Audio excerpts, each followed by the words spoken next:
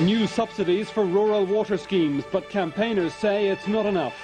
The Garda Commissioner claims criminal gangs can no longer regard themselves as untouchable.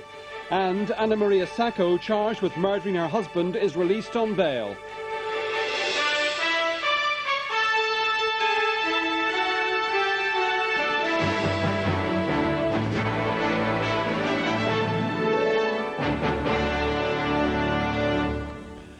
Hello and welcome to 6-1. Also on the programme this evening, the Taoiseach tells the Dáil the government's Bloody Sunday file contains serious and persuasive new evidence. The President of Poland, who's on a state visit here, asks Ireland to support his country's efforts to join the EU.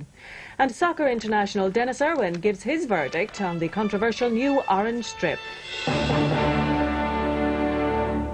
But first, the government has moved this evening to try to defuse the growing political row over rural water charges in advance of the general election. With anti-water charge campaigners threatening to field candidates, the Minister for the Environment, Brendan Howlin, this evening announced subsidies of more than £7.5 million for rural water schemes. The measures include an annual subsidy towards the operational costs of group schemes and grants for the provision or improvement of water supplies to individual homes. But campaigners have said it's not enough, while Fianna Fáil and the Progressive Democrats have described the move as an election gimmick and say it'll cost far too much. The package of subsidies and grants put together by Environment Minister Brendan Howlin was approved by the Cabinet today. They refer to water used for domestic purposes only. The payment is to be £35 per household for those on a group scheme which takes its water from the public mains. There will be a £75 subsidy for households on private group schemes, while those who own their own well or pump will be entitled to a grant of up to 75% for refurbishment or replacement work up to a ceiling of £1,600. So how much will all of this cost? To take the subsidy element of it for the £75 per household and the £35 per household, if everybody took up the availability of that grant, the cost would be about £7.3 million. On top of that, of course, we have the new grants that will be available to individual householders. It's impossible to quantify how many will apply for that right now. There's £5 million already announced in January to take schemes in charge. So it's a very sizable sum of money that will be available. And it's that sizable sum of money that concerns the opposition parties. I think it's another off-the-top-of-his-head reaction from the Minister. The initial costings that I've done on this will be in the region of £300 million over a 10-year period.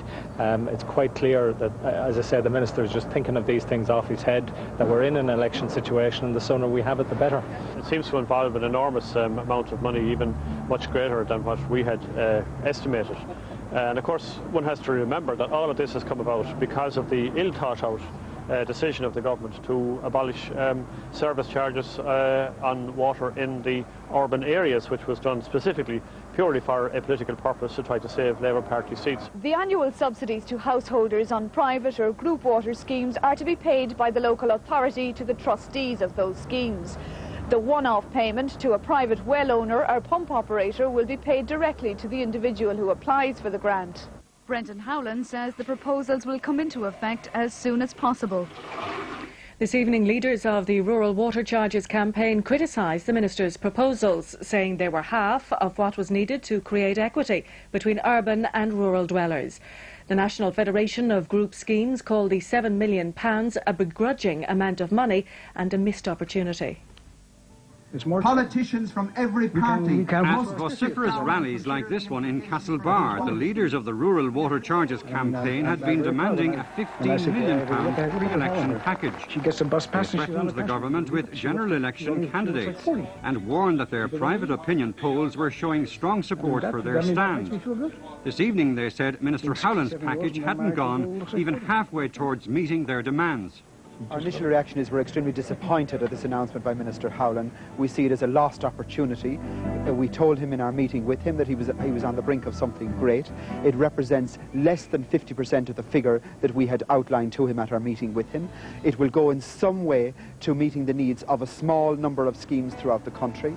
He talks about to assist the financial maintenance of the schemes. We're talking about restoring equality between urban and rural householders, and this announcement is a disappointment in that regard.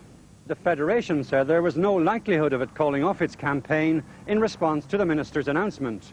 It said initial reaction to the package from around the country was quite hostile. The other thing, of course, is he wants to make the payments through the county councils.